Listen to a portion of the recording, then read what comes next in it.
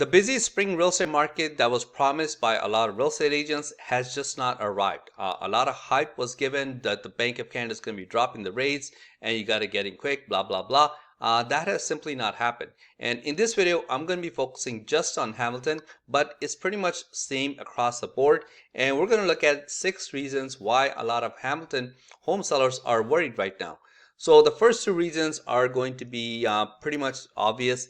Sales are down. When you compare it to last March and April, sales are down about 7% in the Hamilton Real Estate Board. And to make things worse, not only are sales down from the home seller's point of view, new listings are up as well. New listings are up 13% and sales are down 7%. So that means there's less panic in the market. There's a lot more option from buyers to choose from. So that's the first 2 reasons. The next 2 reasons are even worse if you're obviously a home seller. That inventory is up 31%. That is the active listings sitting on the market right now. Compared to last year, they are up 31%. Kind of adds to point number 2, which means that there's more options for the buyers to choose from, which means less crazy bidding wars. So good for buyers, not very good for home sellers. And not one is months of supply. Months of supply compared to last spring, we are sitting at 41% increase, which is another one that means that another way of saying that listings are sitting on the market a lot longer. So I'm going to show you the stats in just a second, like how long things are sitting on the market for. And the other number 5 and number 6 reason is this one here. Not everything is selling in 3, 4, 5 days as you see on TikTok, Instagram, and everything else. That's simply not the case. Right now, there are about 1,500 listings available on the Toronto Real Estate Board for Hamilton. And out of those, 46% of them have been on the market for longer than 30 days. Now, whether they end up selling or not, that's another story. But that is a cold, hard reality. Like, these are actual stats. These are not my numbers. But if you're preparing to sell your house, make sure your agent tells you that this might be a possibility. You're not guaranteed a sale in 1 week and you're going to get $200,000 above asking. That is simply not happening unless you price your house ridiculously below market value. So about half the listings have been sitting on the market for longer than a month. Something to keep in mind because that timeline can also dictate when you can afford to buy. And also this one is another interesting stat that you will not see on TikTok. Cancel listings. Cancel listings from January to April of 2023. So the beginning of the year all the way to the end of April was 821. So that is the first 4 months. Now, January to April of 2024, keep in mind we still have 8 days left to go in April. So January to April 2024, we are already at 961. So it's already a lot higher than last year. And keep in mind, we still have 8 days left to go. So who knows, this might cross the 1,000 mark. Now, why is this important? I think it's important for sellers to know because when the market is busy, there is really no need to cancel a listing. Usually 2 reasons why a listing is canceled. Either the homeowners are just not happy with the market. They're not getting the price they wanted, so they're just going to pull it off and maybe try again next year. So that's one possibility. Second possibility is more than likely that they try one price, didn't work out, so they cancel the listing and then relist it at a new price, maybe a lower price, to kind of get some more activity going, fresh energy and all that kind of stuff.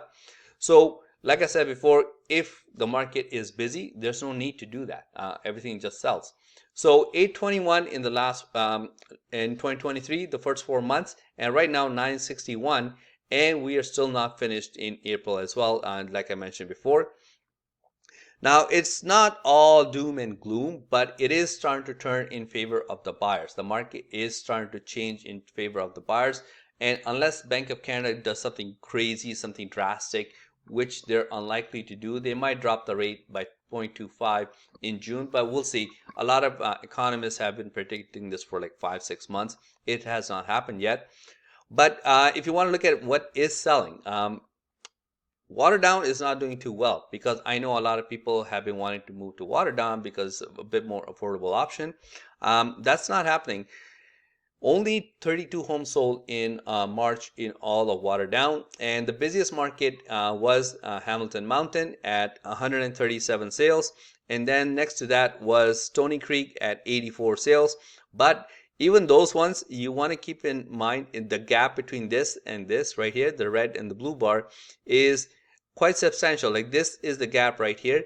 That means that chances are, even if you are going to sell in that area, chances are yes, you'll get a sale, but you're not going to get like 30-40 people bidding on your listing, because new listings are coming up every single week. So if the buyer is smart and the buyer agent is smart, they'll be like, you know what, I don't want to get into a circus, let's just wait for the next one. So that's the reason that you want to keep an eye on the gap between new listings and sales. And also, if you want to look at what community is the prices and which one is the most affordable in Hamilton. The most expensive, I think this was the same last year as well. I mean, last month. Average price in Flamborough is $1.37 million, and median price over there is 1.200. And the next one on the list is Ancaster at $1.22 million average price, and median price at $1.07 million.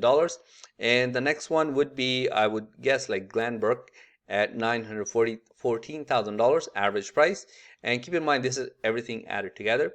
And median price for Glenbrook is $882. And the most affordable right now in the market would be Hamilton Center, average price at 300, no, not 300, $533,000, and median price $545,000. If you guys are thinking of buying or selling in Hamilton, give me a call at this number or text me, whatever's easier for you, and we can chat. And the reason I bring up these stats, I know it's not always good news, but I think it's important to know what is going on in the market with real data, not just what you see on TikTok and Instagram. Hopefully this helps you guys out. I'll see you later. Thanks. Bye.